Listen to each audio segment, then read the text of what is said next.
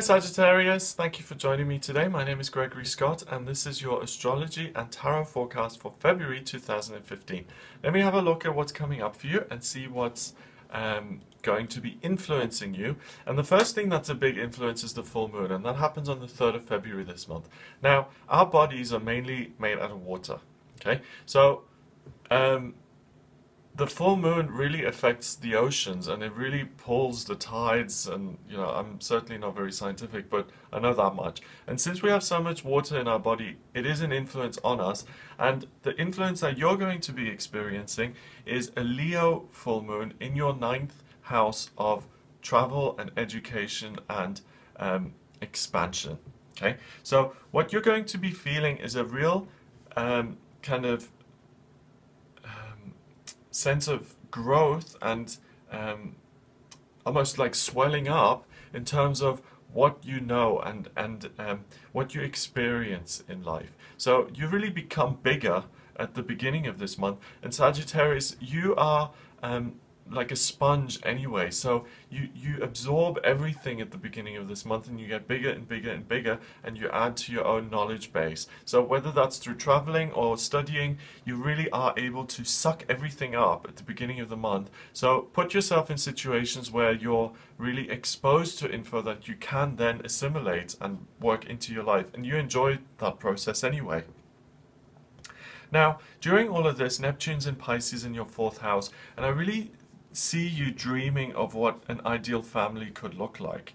And if you're planning on having your own family, or if you're planning on fixing your own family, I see that you dwell on the kind of Walton's image of what you would like. Don't let yourself get too sidetracked with that and start going into a place of, well, this is what an ideal family should be and look at what I've got, Don't go there, but use this to make things better, because it gives you a lot of motivation and energy to change your family relationships. And I think you have a lot of power in that area to make things better. So if you don't get on with your dad, make things better with him. You can do it.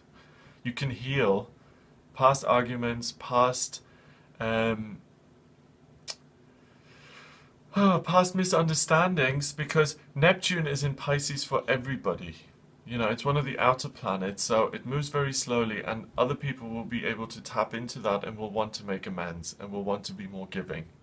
Now, Mercury has been in retrograde since the 21st of January, and it comes out on the 11th of February 2015. Mercury is the communication planet, and when that is in retrograde, when it seems to be going backwards, things get a bit more difficult. And Mercury is in your sector of communication anyway. So I think that you, Sagittarius, have really struggled during this Mercury retrograde. Thank goodness it's now over. Things will start to become much more easily understood in terms of you saying things. I think at the beginning of the month it was very easy for you to take things on board and to learn things, but more difficult to communicate that or to teach that knowledge that you gained. Now on the 11th onwards, you're able to share again, and you're able to come across in a way that other people understand. There were a lot of misunderstandings for you, I think, between that January, early Feb period. Okay, so that's something to celebrate. That's something really positive. Valentine's Day for you, do something. I think you're going to feel the urge to do something unusual this year. I think you may want to spend it by yourself, or go away, or do something total, or go skydiving with your partner if you've got one, to do something really quirky and unusual. And I think you should go for it, because everyone's going to be sitting in restaurants and it'll be hard to get a table anyway. So do that unusual kind of odd thing that you want to do. Maybe go on a flight simulator, just do something really geeky or odd or unexpected. All right. The 18th of February is the new moon, and that happens in Aquarius. And this again occurs in your sector of communication. And now you're really going to want to share something with other people. You've learned a lot. Jupiter continues to be in your 9th house of expansion and growth and learning. And you're really going to want to take some of that info and share it now and take it to the people. I mean, you Sagittarius are a teacher anyway. You're not just about learning for the sake of learning. You want to share that with people.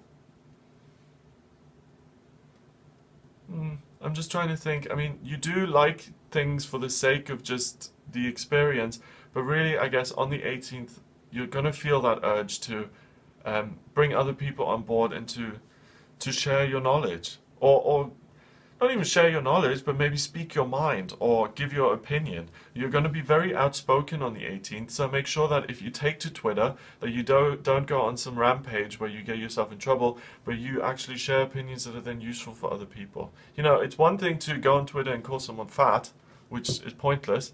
It's another thing to write to your local MP and to say, the community is struggling with this and I would like to share my opinion to affect change. That is useful. So make a choice. I try not to be condescending, but sometimes I think I come across as like some real... I don't have all the answers, certainly. I just read what's in the chart, and for you Sagittarius, unfortunately it's telling me that you're going to be opinionated, and I'm just trying to guide you to make this a little bit easier. I'm really not trying to patronize you or condescend to you, and if you feel I've come across that way, then I apologize, I'm sorry. Alright, 19th of February sees the sun going into Pisces, and that's in your 4th house of family. And again, this is really a great month for you, Sagittarius, to fix your family issues. You've got 6 planets there. You've got 2 luminaries, an asteroid, and 3 planets, 2 personal and 1 outer. You've got the sun, you've got Neptune, you've got the moon, you've got Chiron, you've got Venus and Mars, all in Pisces, and you're really going to be very interested in how other people feel about you this month. You're going to care if your brother-in-law hates you. You're going to care, and you're going to try and make it better. And I think that's good. Don't get totally codependent, but really there's no harm in trying to make things better with people. On the 20th, Mars goes into Aries. On the 21st, Venus goes into Aries, and that's in the 5th house of relationship and romance and children. So the focus now shifts a little bit from family, and you're really going to be interested in creating a wonderful romance. So this is like a delayed Valentine's Day for you, really. This is when you really become focused on that and you really want to make something happen. Whereas I think on the 14th itself, you were a little bit more grumpy and you were like, I don't want to do the general thing everyone does, I want to do something different. Now, on the 22nd, you're actually going to engage with that spirit of romance. Alright, you finish the month here on the 28th, continuing that focus on romance, being very considerate of other people's feelings and emotions, and really looking at how you and another person can realize that dream of being in a good partnership. So you're looking, you know, you're trying to figure things out and you're trying to make things better. I think that's really the theme for you, Sagittarius, that you're trying to make things better between you and other people, which is a nice goal, okay? The card that I've pulled for you is the Devil, and the Devil is about being chained to other people. So the advice is, please do make things better, but don't become overly codependent, like I said. Don't let, if you make amends to someone, let's say you have always despised your boss, and you've always done everything just to wind her up and to make her unhappy. You start to care about how she feels about you, and you want to make things okay. You go in, you say, listen, I'm really, really sorry, I behaved a certain way, and she doesn't accept that apology and says, get the hell out of my office, I don't want to see you anymore. Then you have to accept that. You don't need to crumble because she didn't accept your apology. You did everything you could. And you've cleared the junk from your side and you've apologized for your part in it. The fact that she accepts it or not has nothing to do with you. And if you start to crumble because she doesn't accept, that's codependence. And don't go into that codependence. That's not your job. Your job is to try and make things better. Okay. Have a wonderful, wonderful February. If you'd like a private reading with me, please get in touch via my website. It's gregoryscott.com. Remember to subscribe to this channel, and if you'd like to email me, you can. The address is readings@gregoryscott.co.uk. I'm using the Radiant Rider Waite deck for this reading. Let's see what's coming up. Okay.